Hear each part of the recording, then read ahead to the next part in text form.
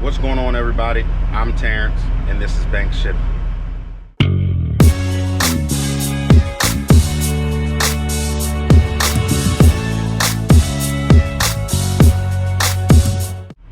Good morning, good morning, good morning. Hope everybody's having a good morning so far. And if you ain't up, go ahead and get up and start that grind. It is Friday, last day of the work week. At least for me it is. So I know some of you guys running on Saturday and Sunday and all that stuff. Not me. Friday my last day, unless it's real something special and pays good. I ain't running on no Saturday. Weekends is for family time, you feel me? But anyway, we are up in Maryland. Picked up this load yesterday from my customer. I was supposed to pick up another load that was a 2-stop in Maryland, a Maryland 2-stop, but one of the receivers, for some reason, I think inventory or something, they were going to be closed today. So instead, I got that load pushed back to pick up today and deliver on Monday, and then this load as a filler load. So, yesterday was my last trip down to DC, my last load to DC. Came back, got back to, my customer at like 1:45. I was hoping to be done quickly because, today is my daughter's birthday, and yesterday, last night we had a birthday, went out for, dinner and everything for her birthday. And so I'm planning on getting out of there early. Well, there's hardly no trucks there, no truck in the step deck bay, so I back right in. So I'm like, yes, early day, I'm gonna be on time. Cool. I knew I had to tarp because I was getting house wrap. That always has to be tarp. So I'm like, all right, plenty of time. Well, as time goes on, I get one skid put on my trailer. Then a little bit more time goes by, I get another skid put on my trailer. Then I get 2 more skids because it's 4 skids of insulation. The rest is all house wrap. Well, then nothing came. And I'm sitting there and sitting there and sitting there and sitting there. And eventually I got the rest of the way loaded. But what had happened was they had to stop, because their new rule of nobody getting on top of the truck to tarp. They stopped loading me to go tarp a truck that had already been loaded. He loaded, pulled out, strapped, and then back in and tarped. So I was really pissed about that. I'm like, look, y'all just threw these new rules out about nobody being able to get on top of the truck and tarp, and you didn't think about it, how it's going to affect other drivers. If you're loading me, you shouldn't stop loading me to go tarp somebody else and then come back and finish me, and then not to mention the house wrap, their rolls. Well, somebody must have dropped every skid, so every skid had to be fixed. Some of them were broken, some of them are still broken, so I didn't get out of there after I got done strapping and tarping. I didn't get out of there until almost 6 o'clock, and I'm supposed to be at dinner at 6 o'clock, so I hurry up, busted back to the yard, shut the truck down, and I made it to dinner. So no worries there, I still made it, but I'm like, I should have been done 2-3 hours ago. But I don't know what they're going to do to figure that out, but they got to figure something out, because I ain't playing with that. You going to stop loading me for an hour and a half to go help tarp somebody else. And it was windy yesterday. We had wind advisories, 30, 40 mile per hour winds. So a lot of people were pulling out of the bay after they got their tarps put on, and the wind was just picking up the tarp and taking it. So then they got to back in, roll their tarps up, get it put back on. I even had a hard time getting my tarps on. Now, I didn't have to tarp tall stuff, and I told them I wasn't backing back in to get tarp. I can do it myself. More than capable of throwing my tarps up on the load and doing it myself. And that's what I'm gonna do, because I ain't taking no more time waiting for y'all, So I'll show y'all what I got. Easy load, 4 skids of insulation, 16 skids of house wrap under the tarp. Normally this place here, they get a lot of house wrap. House wrap is the only thing of my customers that is real heavy. And it, you know, one skid isn't that heavy, but it's heavy enough. Last time I pulled out of my customer to come here, I think I had like 26,000 pounds or so on the deck. Today, not as heavy, only 20,000 pounds on the deck.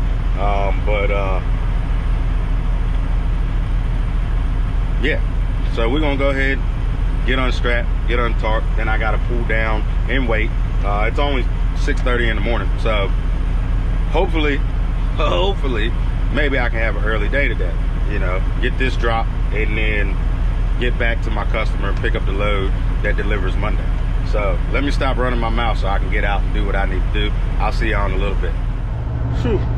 All right, so I'm down here at the next spot after I untarped and unstrapped. You come down and it tells you delivery truck's way here. So I'm just waiting, and hopefully they come soon, because I think they go on like their first break at like 8 o'clock, or no, I'm sorry. Yeah, something like that. So hopefully the trucks that are down there get unloaded fast so they can unload me and not take all day, and then me get stuck waiting for them to take a 30-minute break. But man, I'm telling you, I don't know about anybody else. Me personally, I think one of the worst things that can ever happen to a flatbed, one of the worst scenarios, well, two of the worst scenarios, in the cold with frozen tarps, or dealing with tarps in the wind. Now that's whether you're tarping or untarping. The wind and the cold is not your friend with tarps. And when you combine both of them, needless to say, I am whooped. But then, magically, I get done untarping, I get done unstrapping, put my straps away. Wind, gone. Sun's up, starting to warm up. Go figure. So, I'll see y'all in a little bit after I get unloaded. Say it ain't so. It is still daytime. It's only 2 o'clock and I'm done. Nice early Friday. That's what I like. Didn't take too long at the customer. Picked up, you know, waited a little bit, had to wait for a truck to get tarped. And then I got right in the door, got loaded up. I'll show y'all what I got. I guess it'll help if I unlock the door. I don't even know how I got locked. But anyway, 40-foot load. Actually, it's like 42 feet. But 8 skids of the insulation, and then 3 skids of house wrap on the back, and 20 boxes of seam tape for the house wrap. So this is a 2-stop load going to Rockville and Annapolis on Monday. So both Maryland loads. The house wrap and tape here on the back goes to the first stop, and then all of the insulation goes to the second stop. So pretty easy. Easy strap job, easy tarp job. Getting ready to start wrapping them presents. But yeah, man, so that's the end of the work week. Can't complain. You know, went to DC 4 times this week, and then went to Thurmont, Maryland this morning. You know, got unloaded pretty quick there, was out of there and back at the customer by, I think I was back there by like 10:30, something like that. And now I'm done. So not too bad of a week. Got some things to do this weekend, so got to start planning for those and get all that to-do list done. But before I get off here, man, I want to talk to y'all about learning from my mistakes. And it's not necessarily a mistake, it's just something that I wasn't expecting. So this time of year, is when I have to renew everything, you know, renew insurance, renew my IRP, my IFTA, all that good stuff. And when it came time to renew insurance, I got thrown for a loop. Now, I had heard in the past that it was coming down the pipeline, but they said it'd be down the road, which was insurance providers not wanting to insure trucks that are pre-e-log. Now, of course, you know, there's a big push for e-logs. Then there was a big push for e-log trucks. You have states like California who won't allow pre-e-log trucks. You know, it's just a big push to get these pre-e-log trucks out. You know, if you ask me, my personal opinion, it's too much government meddling, if you ask me. But I didn't think I was going to have a problem with it when I bought this truck. At least not for, you know, no time soon. Well, I was wrong. So I, you know, had my insurance agent do my quotes and all that stuff like that. And he got back to me.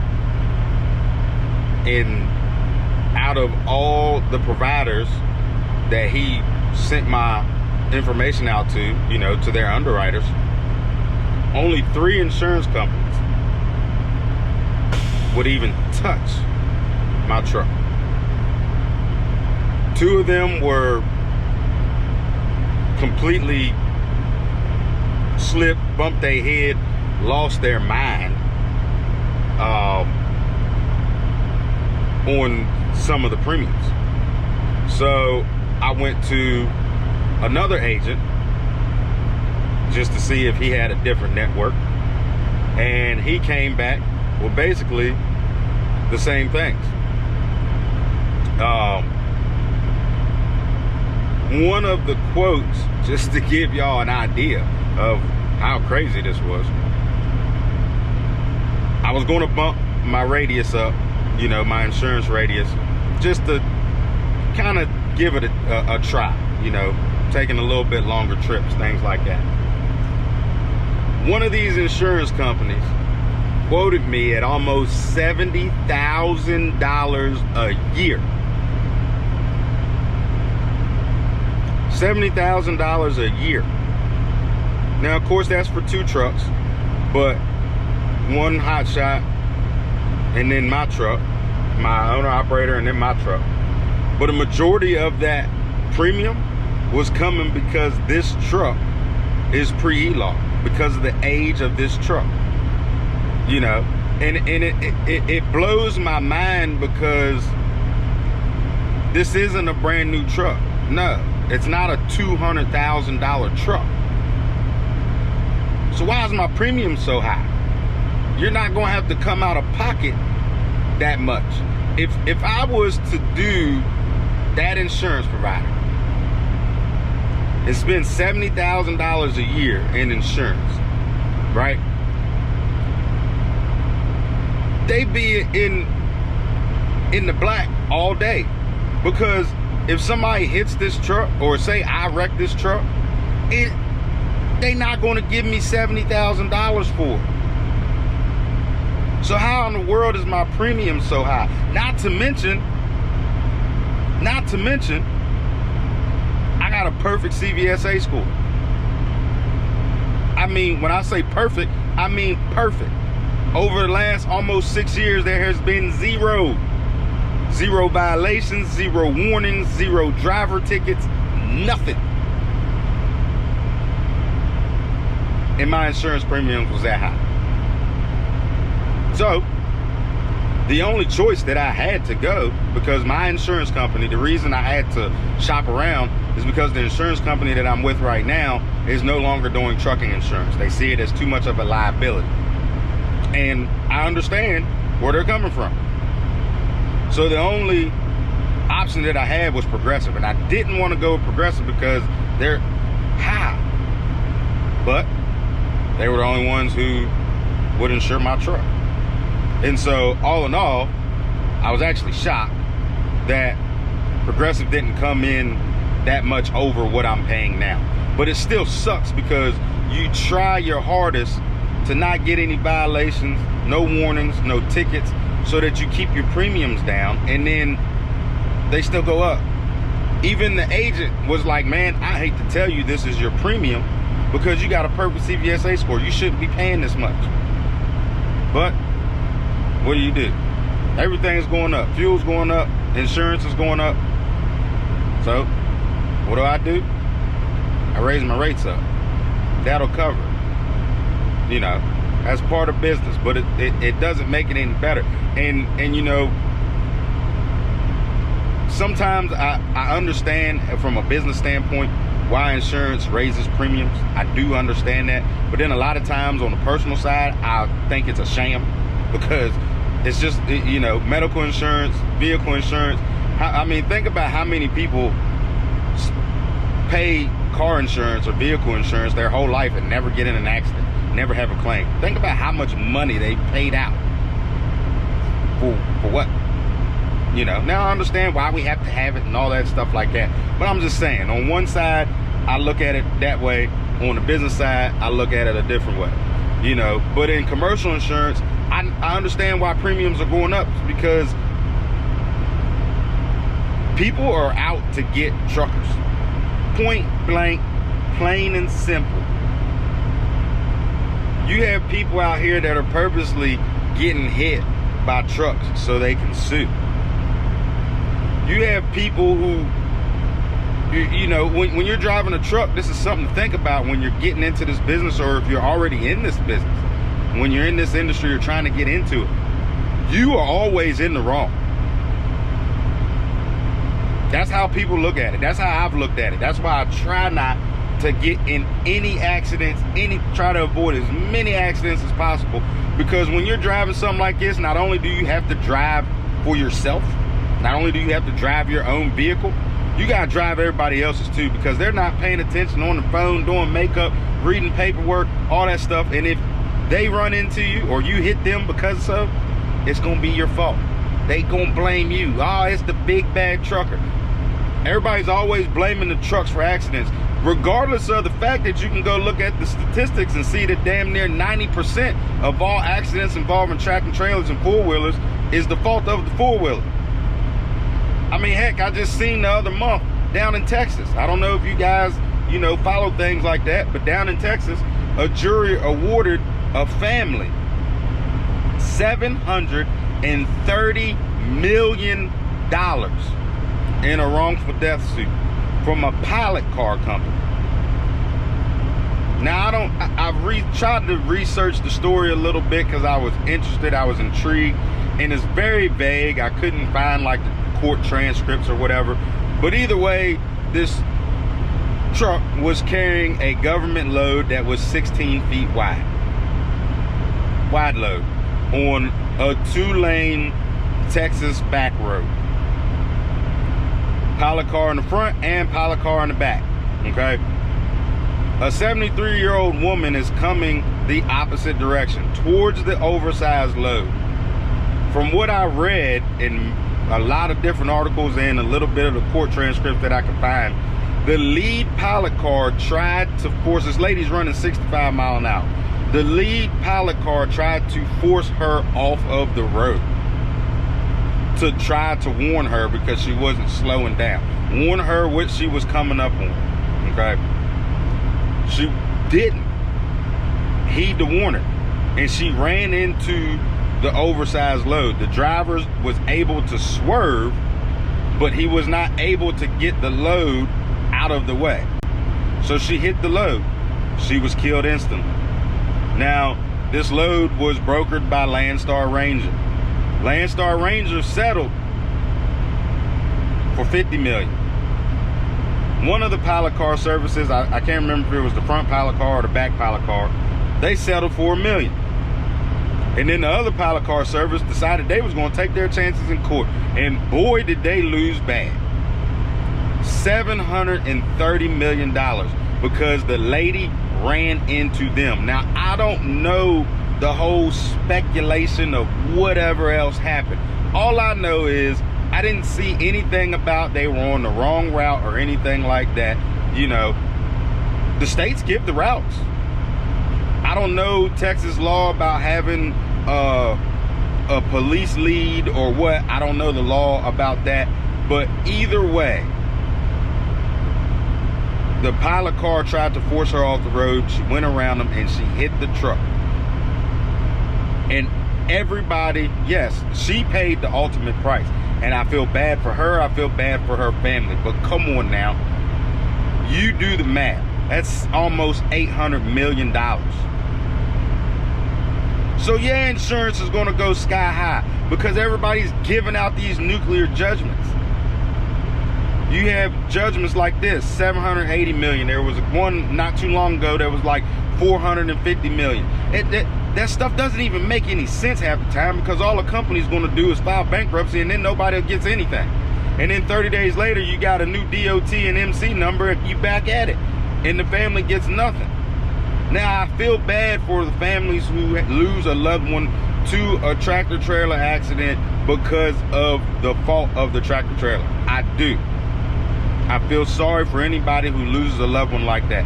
Like the one I forget how many years ago it was, but the Hotshot that hit the motorcyclists. You know, yes, understandable. But you have people winning lawsuits when they are in the wrong against a tractor trailer. So just keep in mind when you're trying to get into this business or you in this industry, they out to get you. So when you on these roads, not only do you have to drive for yourself, you got to drive for everybody else. I mean, hell, yesterday, coming back from DC, I'm on Interstate 66 just outside of Manassas, Virginia. They're completely redoing 66, making more lanes, all this other stuff. There's construction the entire length from Manassas to 495 to the Beltway. You have lane shifts, you have lane closures, and they're always different. Literally, I went to DC 4 times this week and there was different lane shifts every single day. Well, on my way back from DC, I'm in the lane next to the HOV lane. So the furthest left lane that I can be in, I'm empty, speed limit's 60, I'm running about 63, 64.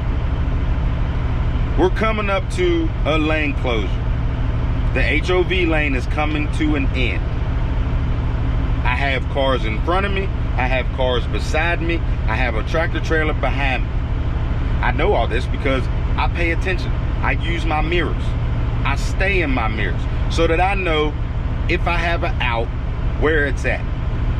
Well, in this particular situation, I don't have an out. There's cars in front of me. I can't slam on my brakes because I don't want to get rear-ended by the tractor trailer. And I can't get over to my right because there's cars beside me on my right. And I can't go left because it's a lane closure. Well, I'm looking in my mirrors and I see a Lexus flying up the left side of me. I mean, they were way back there. Way back there. There's signs that say left lane closed ahead. Well, I don't know if they weren't paying attention or they were just doing the normal. I don't want to be stuck behind no big truck. So I see them speeding up the road. I don't know what they're planning on doing. I don't know if they're going to try to get in between, you know, me and the tractor trailer behind me or what. Well, next thing I know, the lane is closing. It's got cones, and then there's got a sign truck, you know, a crash truck ahead. The Lexus, right by my fuel tank. Right by my fuel, in between my fuel tank and my drive axle, when the lane is closing. He took out 5 cones and got stopped before he hit the crash truck. I scoot over. I got over in my lane as much as I could to give him as much space as possible because I didn't know what he was going to do. Because in my mind, if he freaks out and runs into me, gets caught up between my fuel tank and my drive axle, I don't know what type of trooper I'm gonna get that day. I don't know what he's gonna say. They might blame it all on me because I was over in the left lane, even though I have every right to be because I'm passing. But you never know. People don't pay attention out here, so you got to pay attention for them. I don't want to see any of you guys get caught up in those situations like that because of somebody else. Because let me tell you, it does happen. There are lots of cases. You can go and Google them yourself. There are lots of cases where the trucker was not in the wrong, but they still get sued. It shuts down trucking companies. It's terrible, but it's the reality. So when you out here on these roads, man, you gotta be safe. You gotta be paying attention. You gotta drive for everybody else. You know, they used to call that defensive driving and all that other stuff. I ain't even gonna call it defensive driving. I don't know what it is, because people these days are just in a hurry. They gotta get away from a big truck. They gotta get in front of them, and they do simple stuff trying to get around you. They can't wait because you're inconveniencing them. Everybody's in a hurry to go nowhere. I ask myself every time I go, you know, because I go towards DC and all that a lot. I ask myself all the time, where are all these people going? It'll be 1 o'clock in the afternoon. Are you going to work? Because here lately, I don't see nobody working because you can't go anywhere and buy anything because places are closed, short staff, all this stuff. So where's everybody going in such a hurry? It's ridiculous. But you gotta be safe, man. You got to be safe. You got to pay attention, and you gotta drive for everybody else. I mean, it is a, that's why they call us professional drivers, I guess. I don't know. But off that tangent, man, learn from my, not necessarily a mistake, but if you're gonna go out and you're buying a semi, or even if you're buying an older pickup truck, be mindful of what the insurance providers are doing, you know, and either raising premiums or not wanting to insure you at all because you have the inability to run an e-law. Just wanted to throw that out there, man. I'm gonna go ahead and shut her down for the weekend. Everybody have a good weekend, fun weekend. If you're on the road, safe weekend. Even if you're at home, have a safe weekend. Get your mind right for Monday. Get ready to get back to that grind. And as always, stay prayed up, grind hard, and stay humble.